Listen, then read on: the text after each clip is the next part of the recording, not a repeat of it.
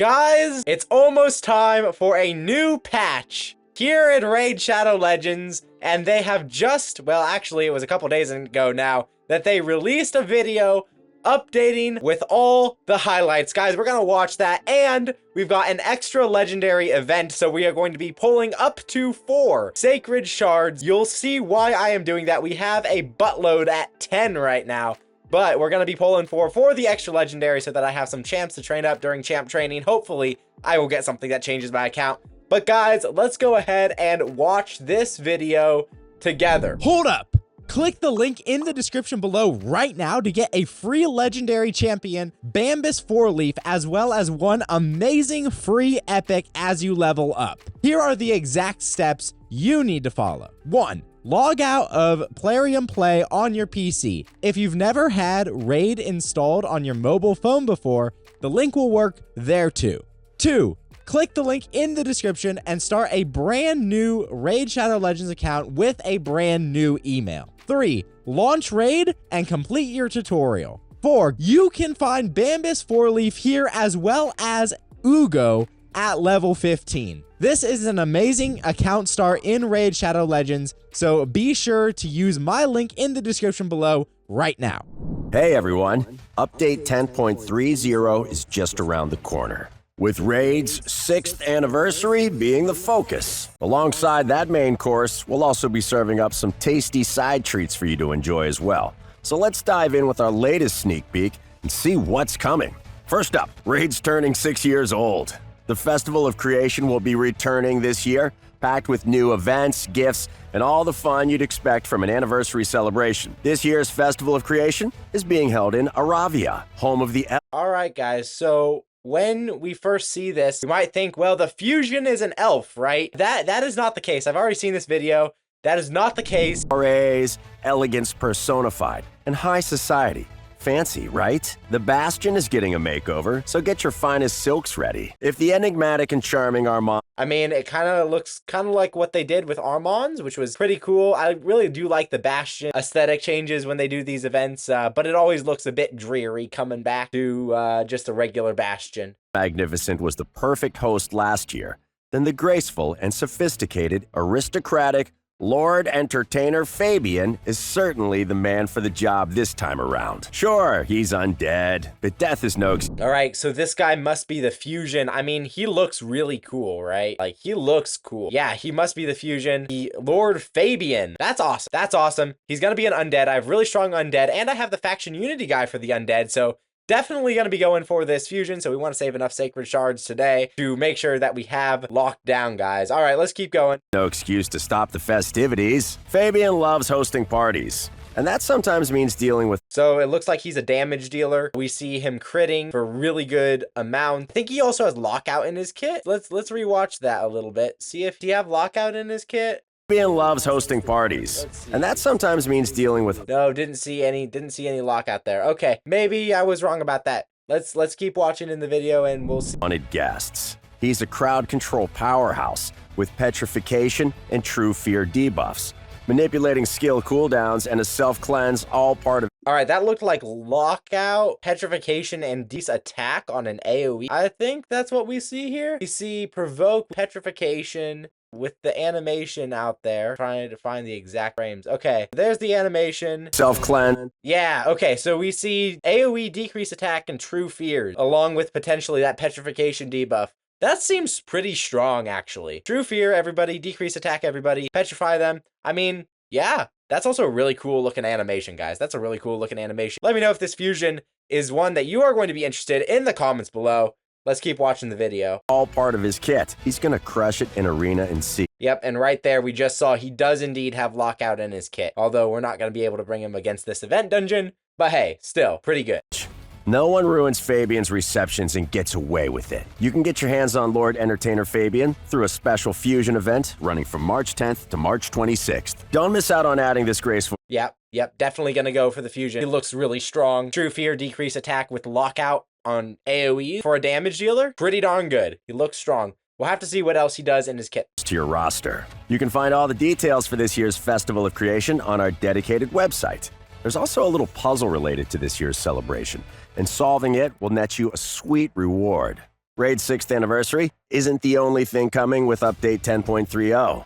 We're also rolling out some live arena changes that we teased in one of our What's Next. Guys, very exciting. Live arena changes. What will it mean for us? What will it mean for our live arena showcase videos, for the channel, for the live streams? Very interesting stuff here. Let's see what actually happens, guys. 8 episodes. We're speeding up progress by increasing the points you earn per victory in silver tiers to 7 points and reduce. Okay, nice. That's really good. That's really gonna help a lot of people progress into gold. However, I'm not sure they're gonna want to progress into gold because everything's gonna get reset. Everyone's gonna start back in the game at gold 1. That means you're gonna go against Karuzin and me at the same time. And the difference is spectacular there, right? So you may want to halt your progress if you can, just so that you don't accidentally go against teams you're very much prepared for, right? It's gonna condense and everyone down into within a couple points of each other.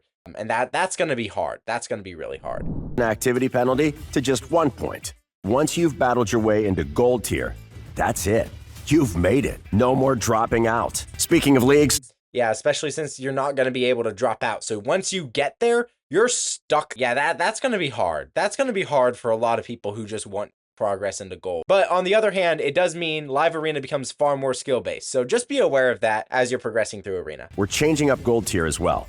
It'll now become a live arena seasonal league, complete with a live leaderboard. Each session will last for 4 weeks, followed by a 2-week cooldown before the next one kicks off. Okay, so depending on how they implement this could be either great or terrible. If it's seasons, as in there are going to be restricted, you can only use epics, you can only use this faction, whatever, that's going to be terrible because there are a lot of people like myself in the lower tiers of gold who aren't Krakens, who aren't whales, don't have that expansive roster or gear, right, to be able to invest in that. However, if they do it as in like you have 4 weeks to get as high as you possibly can on the leaderboard, I mean, I think that could be really good. And actually, I think that'll drive a lot more people to play. Yeah, I think that's a good change, but again, it depends on how they implement it because it could just wipe out half of gold because half of us can't participate in restricted content type like that. During this cooldown period, you'll still earn and lose points based on victories and defeats, and you're still aiming to climb as high as you can.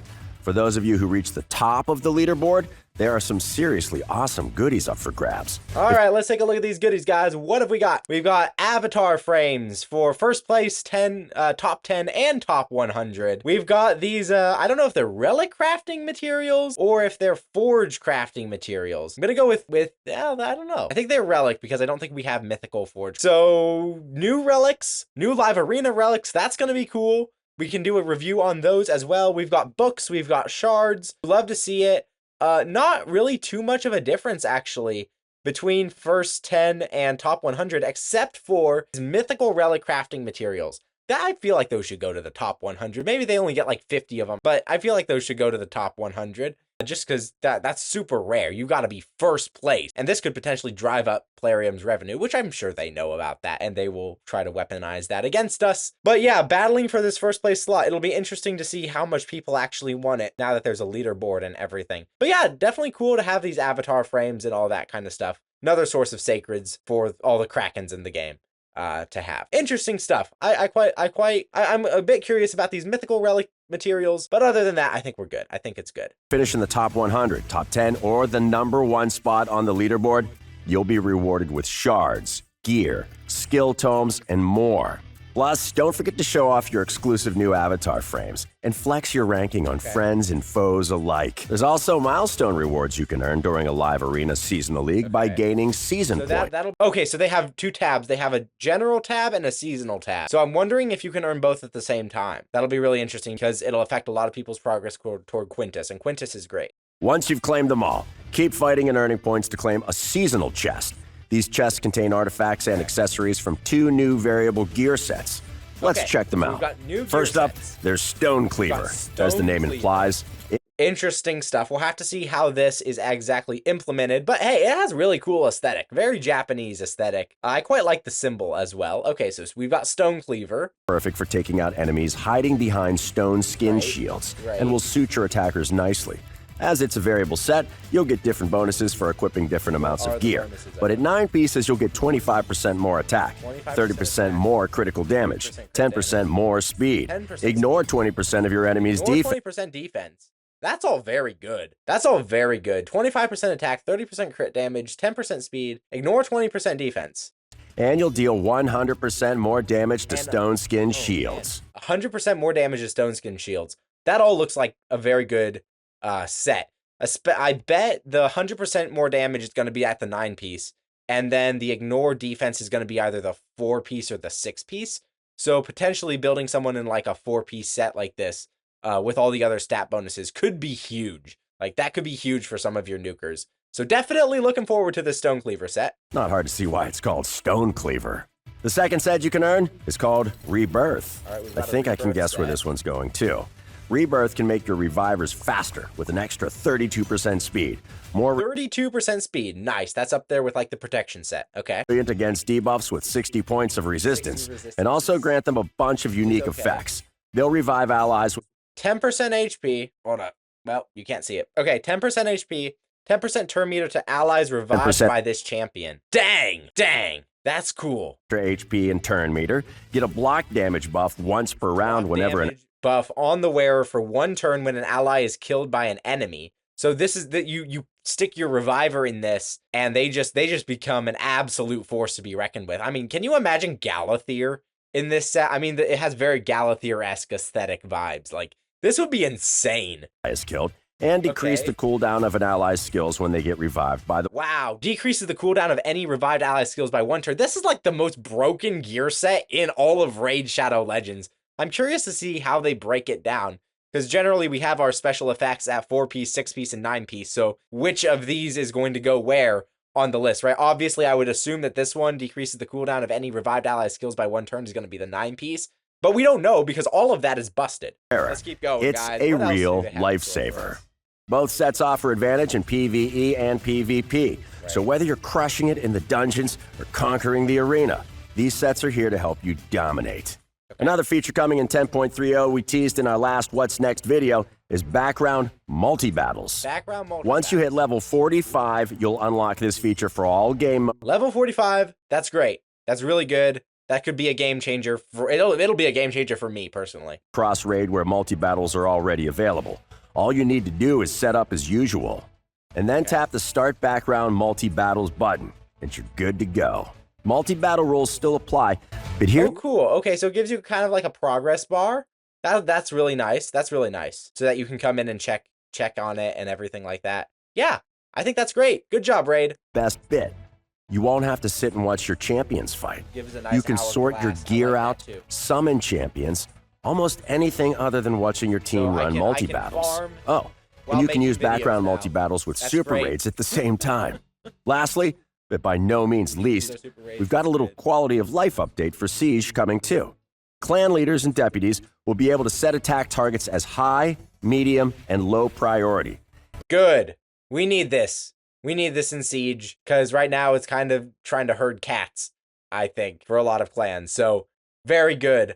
I like this. Just now everybody has to pay attention. Handy little way to help ensure everyone in your clan is on the same page. Yep. Knowledge is power, and knowing where to attack can make sieges more successful. And that's everything for today.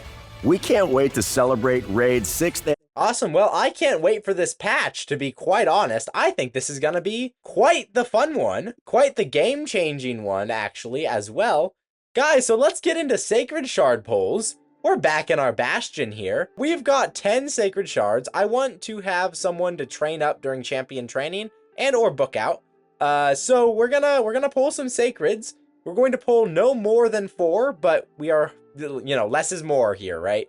Less is more. This is a bait event. I assume they won't run something super expensive for the fusion, simply because it's a anniversary event and they want it to be accessible to everyone. So let's get into these shard pulls, guys. First shard, here we go. It's an epic. That sucks. Hey, it's Gorlos Helma. He's got HP burn and decrease accuracy for 3 turns. Fills the champion's turn meter by 20% if the attack is critical. Attacks all enemies with decreased defense for 2 turns, which is great for faction wars and whatever. And then attacks 1 enemy 2 times. This smacks, by the way. All of his skills really smack. Each hit fills this champion's turn meter by 10% if the target is under decreased defense, HP burn, or decreased accuracy, which he brings. All right, let's keep going. We are in Mercy on Sacreds, guys. Let's go. That's another epic. Ew. Grunge Killjoy, potentially the best cleanse in the game on this A3. Removes all debuffs, then places 115% continuous heal buff for 1 turn on each ally for every debuff removed from him. He's got bombs, but he's got really bad base attack, so he's not a very good bomber. Then he's got block buffs on the A1. And then fills the turn meters of all allies by 10% whenever a bomb detonates on an enemy. This would be really good on like an actual bomber, not on Grunge Killjoy. But he's okay-ish. All right, 2 more, guys. Give me that legendary. Wow. Nazana, she might be part of a fusion. Attacks all enemies with decreased attack, ally protection and shield, and then an AoE A1, so a good candidate for curse set. All right, 1 more. Give me a legendary. The last one we got was Kaleth. Wow. 2 months without a legendary. Occult Brawler. He's actually good. Places 2.5% poison on this champion for 4 turns at the start of each turn.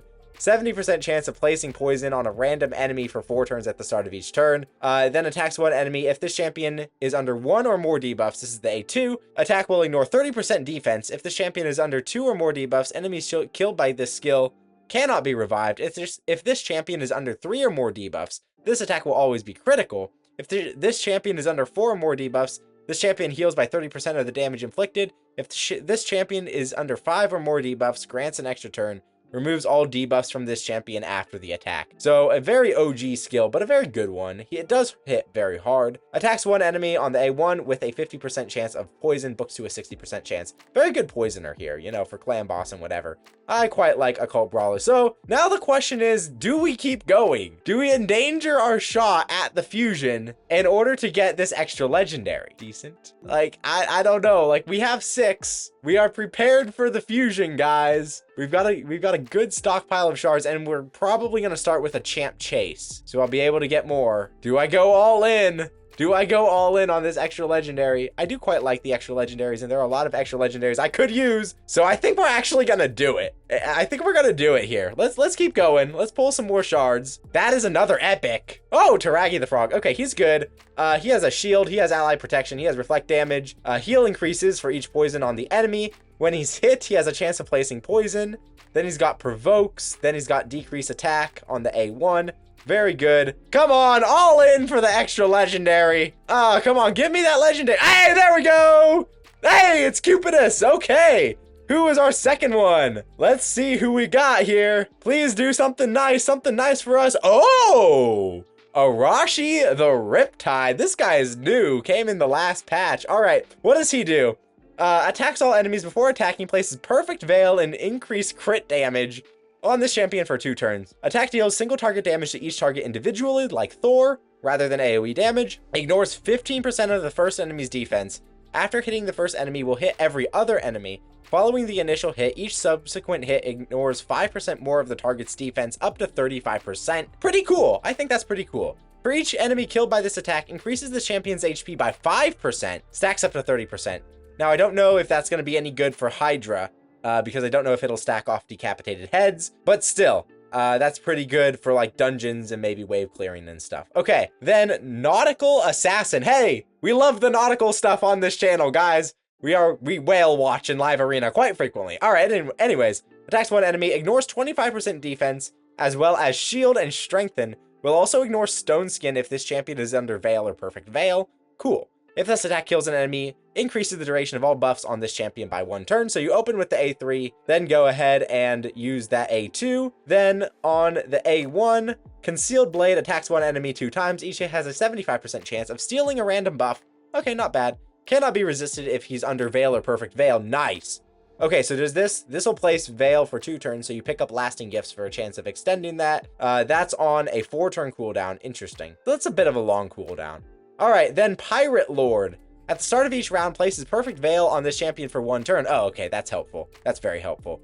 Has a 20% chance to reflect all damage and debuffs this champion receives back to the attacker. I'm not sure that part is reliable. I mean, it'll be a nice to have when it happens, but yeah, I'm not sure that part is reliable. If the reflected damage kills an enemy, fills this champion's turn meter by 30% and places perfect veil, on the champion for 1 turn. That's on a 2-turn cooldown book. That's a very odd champion, okay? Then he has speed in arena battles by 28%. Nice. Actually, he'll probably be usable for me just because he's an HP-based nuker, and he's got that arena speed aura, which is going to be pretty sweet. Okay, then Cupid is here, another Spirit Affinity nuker, because this account just loves Spirit Affinity nukers. Okay, so he has increase attack on himself, then attacks one enemy, 50% chance of placing burn on all enemies for 2 turns. If this attack kills an enemy, cannot be resisted. Ew. Then Flames of Passion attacks all enemies with a HP burn for 2 turns. I mean, why do you need HP burn if he kills someone if he's just gonna come in and place it on the A2? That doesn't make sense to me, but he does hit hard. Then he has a AoE A1, which is quite nice. Attacks all enemies, damage increases by 15% if the target has any debuffs. And then his passive, only available when Venus is on the same team, Void Legendary, I don't have her. Attacks inflict 25% more damage, always counterattacks when attacked. So I guess he's alright for arena and whatever. But I'm more excited about Arashi. I gotta look at his multipliers. What are his ratings? Okay, he has pretty good ratings.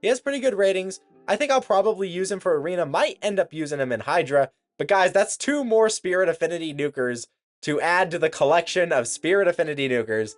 Guys, thank you so much for watching. I have been Felrus, sailing the seas of Raid Shadow Legends. Guys, I will see you in another video. We go get this fusion done. See you later.